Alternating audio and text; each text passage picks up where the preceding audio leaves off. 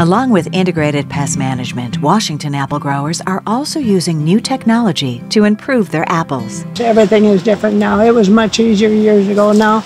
There's so much technology into it that it's going to take the young ones to keep up with it all. The technology is growing fast and it's going to continue to grow. Starting with the orchards, growers are using new practices to improve efficiency. Many are installing high-density, single-spindle tree planting patterns. They use trellis systems for additional support.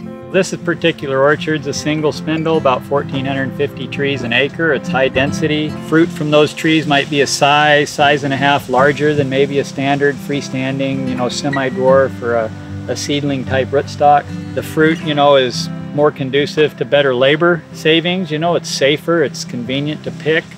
Labor's been an issue, getting enough guys. So, we're trying to plant these modernized orchards because there's a lot of benefits. The volume per acre is more consistent, and it's probably a little higher on the volume per acre than our freestanding trees. More trees per acre, just a better entire orchard experience for efficiency, fruit quality, labor savings, everything. You see all kinds of different ideas.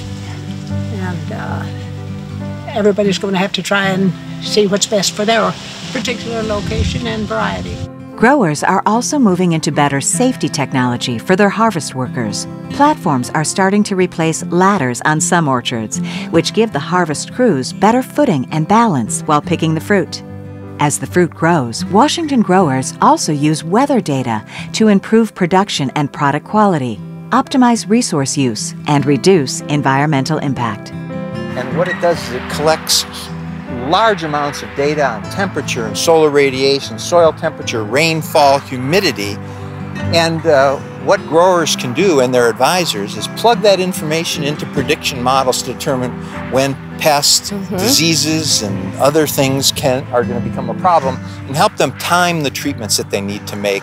Technology has also changed the way apples are packed in warehouses throughout Washington.